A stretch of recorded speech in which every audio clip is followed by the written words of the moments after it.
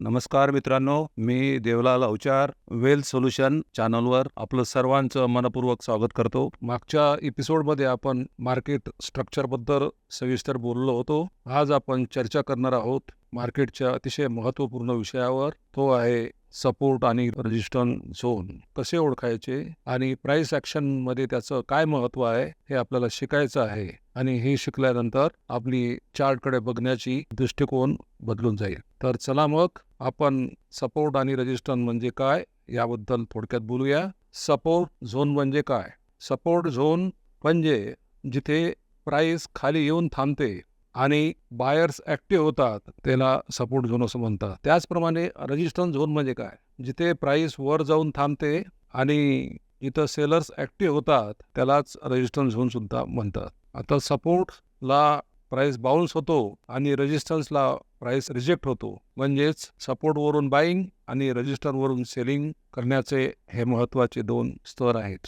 Support आणि resistance zone कसे mark करायचे याचा स्टेप बाय स्टेप जर विचार केला, जिथून प्राइस रिपीटेडली रिव्हर्स होते त्याला सपोर्ट किंवा रेजिस्टन्स आहे असे आपण म्हणतो. आता झोन ड्रॉ करणे म्हणजेच काय? प्राइस नेहमी परफेक्ट लाईनला रिॲक्ट करत नाही, ती कधी कधी रेंज बाउंड सुद्धा होते. त्यामुळे तो झोन सुद्धा ओळखणे अतिशय महत्त्वाचे असते. आता बरेचदा मल्टिपल टच पॉईंट मध्ये सुद्धा येते प्राइस आणि त्या लेवलचा रिस्पेक्ट करते का नाही ते पाहणं सुद्धा आवश्यक असते. आता प्राइस ॲक्शन म्हणजे काय? प्राइस ॲक्शन मध्येच कॅन्डलस्टिक पॅटर्न्स, सपोर्ट आणि resistance zones plus market structure हे एकत्र केलं तर यामुळे प्राइस ॲक्शन तयार होते. आता ही प्राइस ॲक्शन वापरून आपण सेटअप कसा तयार करायचा? प्राइस ॲक्शन हा शेअर मार्केटमध्ये अतिशय महत्त्वाचा टूल आहे आणि याच टूलवर देशातलेच नव्हे तर जगातले सर्व ब्रोकर्स, ट्रेडर्स आणि इन्व्हेस्टर आपलं काम करतात. आता याचा सेटअप जर विचार केला तर सपोर्टवरून जे बाउन्स होते की जिथं बुलिश कॅन्डल तयार होते आणि त्याचसोबत व्हॉल्यूम सुद्धा वाढतो, म्हणजेच तिथं स्ट्रॉंग बायचा सिग्नल दिला गेला आहे असं समजतं. दुसरं एक्झाम्पल आपण रेजिस्टन्स जर पाहिलं तर रेजिस्टन्स ब्रेकआउट म्हणजे काय? आता प्राइस कधी कधी रेजिस्टन्स तोडून वर जाते किंवा रेजिस्टन्सवरच थांबते. तर क्लोजिंग जर प्राइस रेजिस्टन्सच्या वर झालं आणि व्हॉल्यूम वाढलेला आहे तर त्या स्टॉक्समध्ये ब्रेकआउट झाला आहे आणि तो व्हॅलिड ब्रेकआउट आहे असं आपण गृहीत धरतो. आता यामध्ये कधी कधी फेक ब्रेकआउट सुद्धा येण्याची शक्यता असते.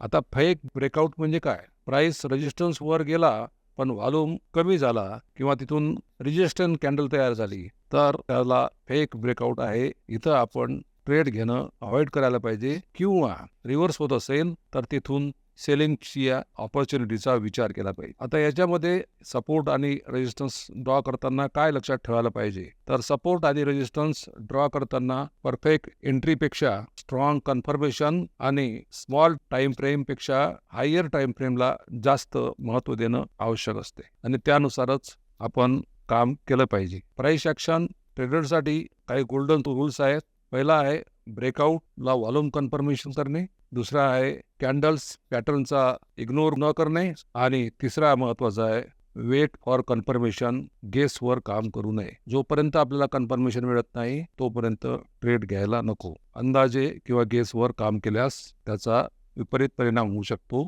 किंवा नुकसान होऊ शकतं. तर मित्रांनो, आज आपण सपोर्ट आणि रेजिस्टन्स झोन हे ट्रेडिंगचे अतिशय महत्त्वाचे पिलर आहेत आणि तो कसे वापरायचे याचं थोडक्यात शिक्षण घेतलं. पुढच्या व्हिडिओमध्ये कॅन्डलस्टिक पॅटर्न्स अधिक सपोर्ट आणि रेजिस्टन्स झोन वापरून स्ट्रॅटेजी कशी तयार करायची, ती इम्प्लिमेंट कशी करायची आणि इम्प्लिमेंट करून ट्रेड कसा करायचा याबद्दल आपण पुढच्या भागामध्ये सविस्तर चर्चा करणार आहोत. तर मित्रांनो, मला आशा आहे की आज सपोर्ट आणि रेजिस्टन्स बद्दल दिलेली माहिती आपल्याला निश्चितच आवडली असेल. याचा आपल्या ट्रेडिंग आणि इन्व्हेस्टमेंटसाठी निश्चितच फायदा होईल. या व्हिडिओबद्दल आपल्याला काय वाटलं ते आपण नक्कीच सांगावे. आजच्या व्हिडिओ आवडले असल्यास लाईक करा, कॉमेंट करा आणि चॅनलला सबस्क्राईब करायला विसरू नका. धन्यवाद.